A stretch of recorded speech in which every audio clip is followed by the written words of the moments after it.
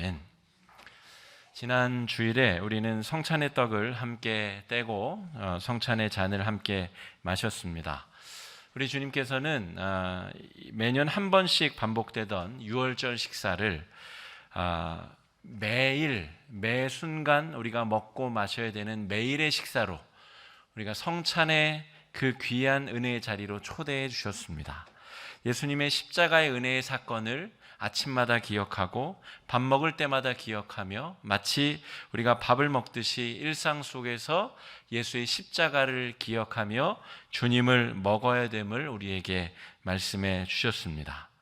그래서 더 이상 출애굽 사건의 그 과거의 사건이 아니라 지금 우리가 예수의 십자가의 보혈의 공로로 매일매일 중생의 삶을, 새로운 은혜의 삶을 살아가야 됨을 우리에게 강력하게 이 중요한 의식을 통하여 우리에게 말씀해 주셨습니다. 우리가 아침마다 일어나서 또 하루 세끼 식사를 먹고 마시면서 예수님의 그 십자가의 은혜의 사건을 우리의 몸속에, 우리의 삶 속에 채워넣는 귀한 은혜가 우리 가운데 또한 가득 넘치시기를 간절히 바랍니다. 지난 한 주간 동안 여러분 아침에 일어나셔서 주님의 살을, 주님의 피를 먹고 마시듯이 그렇게 한 주를 지내셨는지 모르겠습니다. 매일매일 하루 세 끼씩 식사를 드시면서 저는 하루에 한 끼만 먹는데요 하시는 분들도 우리가 밥을 먹으면서 차를 마시면서 음료를 드시면서 주님을 먹습니다, 주님의 십자가를 기억합니다 라고 하는 마음으로 하루를 지내셨는지 모르겠습니다. 저는 커피를 좋아하는데요. 그래서 직접 원두를 사다가 갈아서 이렇게 제가 부어 마시는데요. 그 어떤 의식과도 같습니다. 커피를 갈고 물을 끓이고 준비해서 커피를 내리고 약 한 5분에서 10분 걸리는 그 모든 시간이 저에게는 마치 성찬으로 초대되는 주님의 부름처럼 그렇게 느껴지기를 또 바라는 마음으로 한 주간을 지내보았습니다. 제가 즐겨 마시는 음료를 마실 때마다 예수님의 십자가를 기억할 수 있게 되기를, 주님을 먹고 마시듯이 내가 음료를 먹고 마실 수 있게 되기를 그렇게 소망하는 마음으로 한 주를 또한 지내보았습니다. 그런데 여러분, 우리가 음식을 먹고 음료를 마실 때 주님을 먹습니다, 주님을 마십니다 이렇게 우리가 연결하여 생각하기는 참으로 쉽지가 않습니다. 그래서 우리가 매일 주님의 살을 먹습니다, 주님의 피를 마십니다 라고 할 때에 그것은 우리가 주님의 말씀을 묵상하고 우리가 매일매일 기도의 삶으로 나아가는 태도를 의미한다라고 해석해도 크게 다르지가 않겠습니다. 그래서 우리가 2020년 우리 화곡중앙교회의 주제를 말씀 위에 든든히 서는 교회, 우리가 매일매일 말씀 묵상으로 하루를 시작하고 예수의 십자가의 보혈의 공로를 의지하여 하루를 시작할 수 있게 되기를 바라는 마음, 그것으로 내년 우리 교회의 주제를 좀 삼고자 하는 마음으로 기도하며 준비하고 있습니다. 이 말씀과 기도를 또 따로 떼어놓고 생각하게 되면 주의 몸을 먹습니다 라고 하는 의미에 부합하는 것은 말씀을 묵상하는 행위에 좀 더 가깝습니다.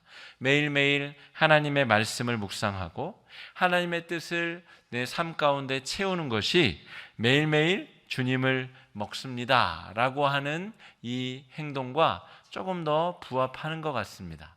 그런데 우리가 매일매일 기도 생활을 하는 것, 하나님 앞에 기도하는 행위는 주님의 살과 피를 먹습니다, 이 행위와 잘못 연결되기가 쉽지 않은 부분이 있습니다.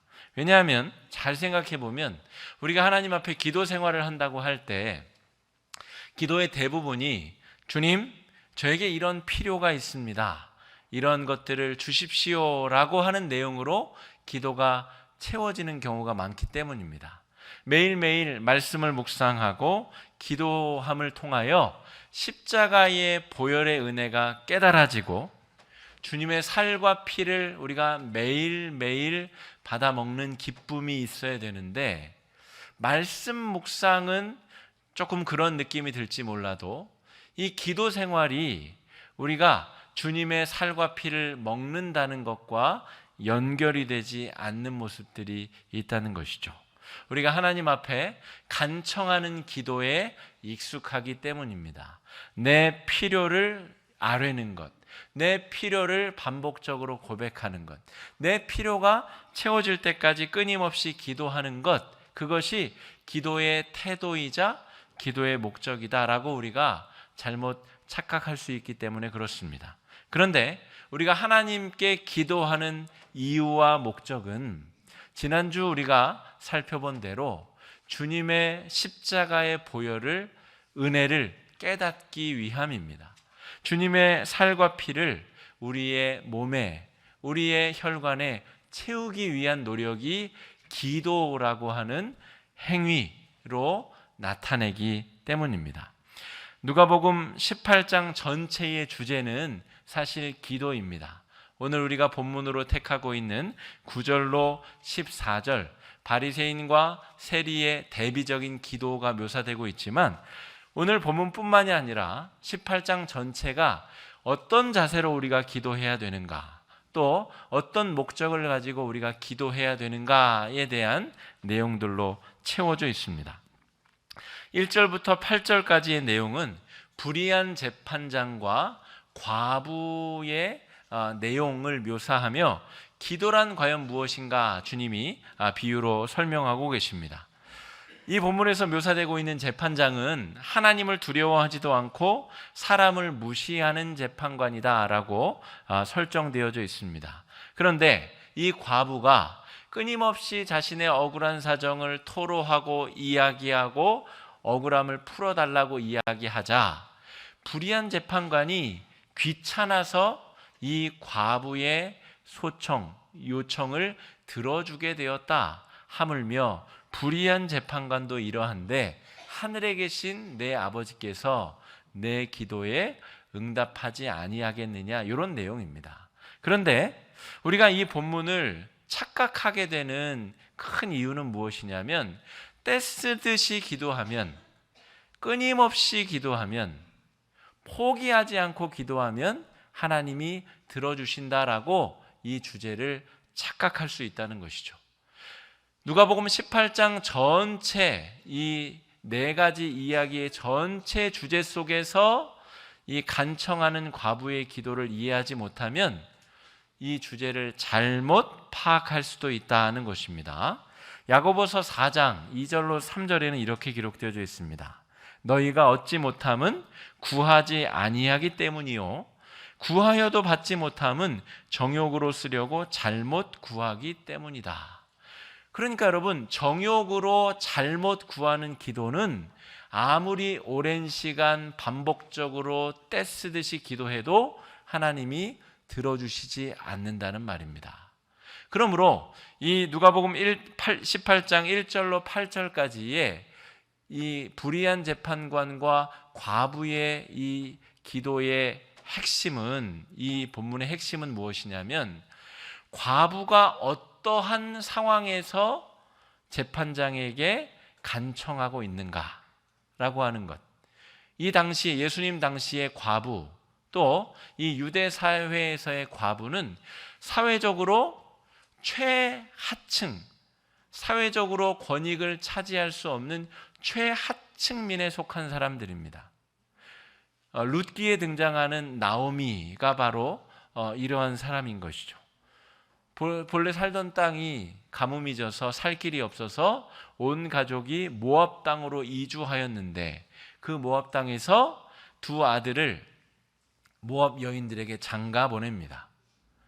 그런데 남편이 죽고 두 아들마저도 죽게 되죠.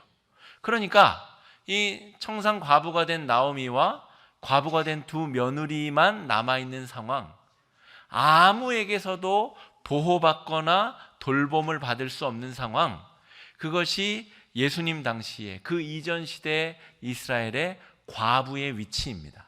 그러므로 이 과부는 생명을 걸고 재판장에게 억울함을 호소할 수밖에 없는 상태, 자기 자신에게는 자기 자신을 구원할 수 있는 길이 전무한 상태, 이것이 중요합니다. 이 과부가 지금 어떤 상태에서 재판장에게 도움을 요청하고 있는가? 자기 스스로의 힘으로는 전혀 희망이 없는 상태, 불의한 재판장이라고 할지라도 이 사람에게만 철저하게 매달릴 수밖에 없는 상태, 그 상태가 오늘 우리가 기도해야 되는 마음의 자세에 대한 묘사다라고 하는 것입니다. 두 번째, 오늘 예수님께서 비유로 드시는 장면이 오늘 우리가 읽은 본문 9절로 14절의 본문입니다. 바리새인과 세리의 기도. 두 사람이 성전으로 올라와서 기도를 드립니다. 한 사람은 자타가 공인하는 의인입니다. 바리새인, 율법을 잘 준수하는 사람. 또 한 사람은 자타가 공인하는 죄인, 세리입니다. 여러분 11절로 우리 12절 바리새인의 기도를 한번 읽어보겠습니다. 시작. 바리새인은 서서 따로 기도하여 이르되 하나님이여 나는 다른 사람들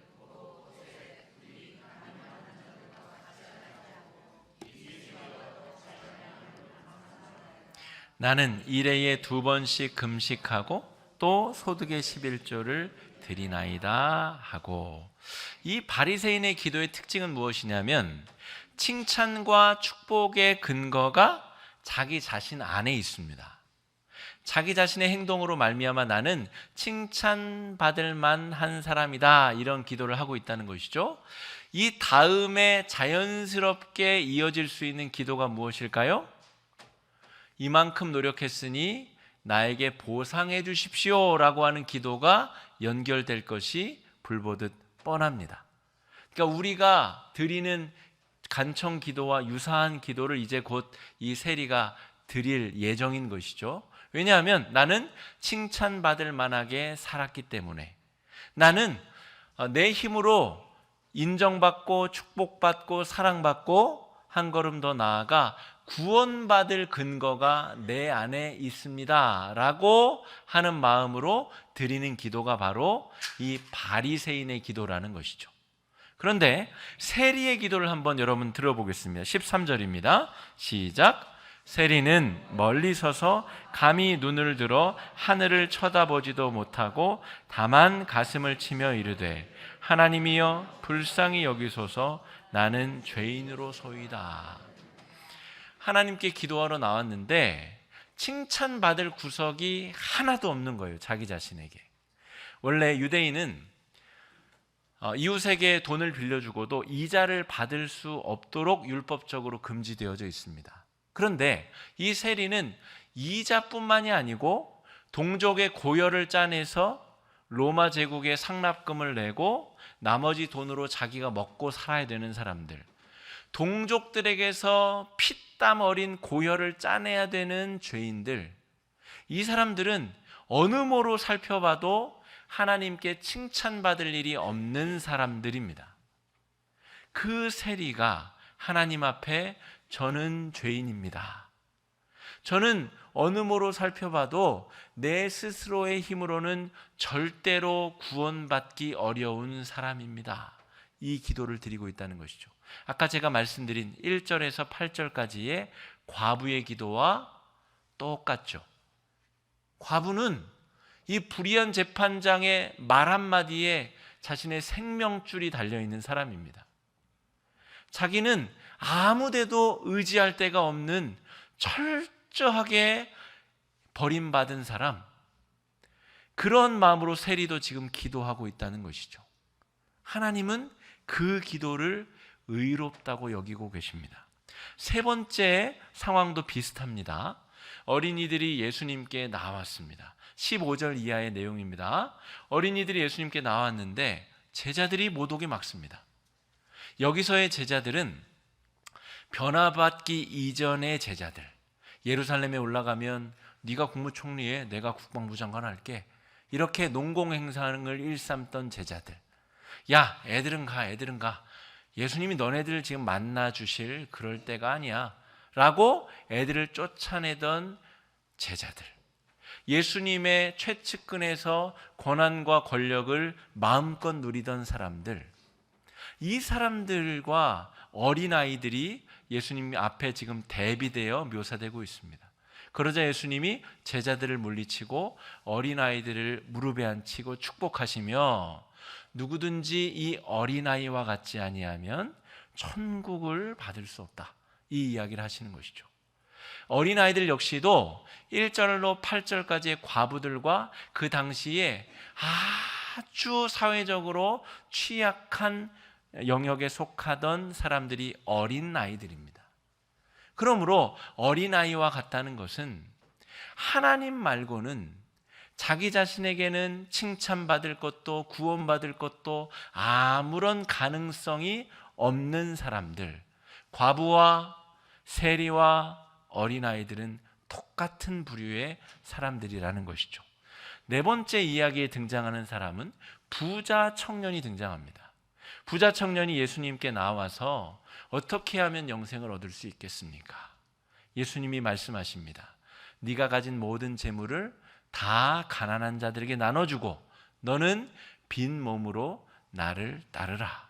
그러자 이 부자 청년이 근심하며 돌아갔다라고 기록하고 있습니다.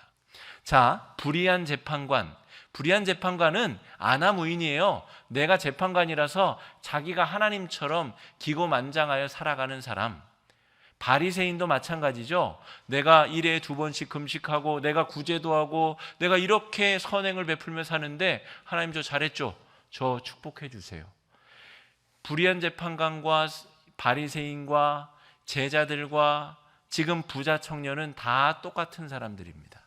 그런 마음으로 하나님께 드리는 기도는 하나님이 기뻐 받으시지 못할 부족한 기도, 자기 칭찬을 내세우고 자기가 한 행동으로 말미암아 보상을 간구하는 기도는 하나님 앞에 합당치 못한 기도라는 말입니다.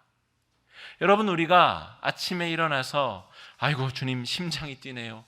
주님 오늘 하루도 하루를 허락해 주셔서 너무 감사합니다 라고 기도할 때에는 주님 어제 제가 선행도 베풀고 연약한 자도 돌보고 제가 주님 앞에 이런 봉사도 하고 이런 섬김도 했으니 오늘 하루 제가 요구한 거 있죠, 그거 하나님 그거 주셔야 됩니다. 우리가 아침에 드려야 될 기도는 그런 기도가 아니라는 말이죠. 내가 어제 몸이 닳도록 하나님의 영광을 위해서 수고하였음에도 불구하고 오늘 아침에 일어나서는 주님 저는 죽어 마땅한 죄인인데 저를 또 살려주셨군요. 주님 감사합니다. 주님의 십자가의 은혜로 오늘 하루도 그렇게 살아가게 하여 주시옵소서. 그것이 바로 두 번째 사람들이 드리는 기도의 특징이라는 말입니다. 여러분, 이 본문을 읽을 때 우리가 궁금증이 드는 영역이 있습니다. 이 세리는 성전에서 내려가서 과연 회개하였을까? 이 사람이 이렇게 기도하고 또 내려가서 세리짓을 반복한다면 이 사람의 기도는 위선적인 기도가 아니겠는가? 여러분 그런 생각 안 해보셨어요? 저는 이 본문 읽을 때마다 이 세리는 내려가서 과연 어떤 삶을 살았을까? 저는 그게 늘 궁금했습니다. 그런데 이 본문은 비유이기 때문에 사실을 묘사한 것이 아닙니다. 예수님이 비유를 들어서 말씀하신 것이죠. 그리고 났더니 아직 예수님은 십자가에 달리시지도 않았고 이 비유 속에 등장하는 세리는 그 예수 십자가의 보혈을 경험할 수 없는 상황인 것이죠. 그런데 예수님이 말씀하시고자 하는 바는 이러한 마음을 가지고 하루하루를 살아가는 사람들에게는 어느 날 갑자기 예수님이 십자가에 달려 돌아가시는 사건이 벌어졌을 때 그 삶이 완전히 뒤집어지겠구나. 이렇게 가난한 마음을 가지고 자기 안에는 구원을 받을 만한 어떠한 조건도 가지지 못한 사람들이 예수의 십자가를 만나면 그 삶이 완전히 뒤집어지는 변화가 일어나겠구나라고 하는 깨달음이 있었습니다. 여러분, 18장에 이 비유가 있은 이후에 예수님이 여리고로 들어가셔서 다음 주 추수감사절 본문이 삭개오 본문입니다. 예수님이 예루살렘에 올라가시기 직전에 마지막으로 만난 사람, 그 사람이 삭개오인데, 그는 마찬가지로 세리였고 여리고 아주 경제적으로 아주 부흥한 이 도시의 세무서장, 세리장이었단 말이죠. 그 사람이 예수를 만나고 어떻게 변화됩니까? 자신의 재산의 절반을 가난한 자들에게 나눠주고 토색한 것에 4배를 다 물어주겠다고 이야기합니다. 그대로 하면 삭개오는 완전히 패가 망신할 수밖에 없습니다. 당시에 세리들이 살아갔었던 습관대로 하자면 4배씩 물어주고 재산의 절반 다 나눠주면 완전히 깡통 찰 일만 남은 것이죠. 그럼에도 불구하고 삭개오는 예수를 얻고 자신의 재물을 버리겠다라고 이야기하고 있습니다.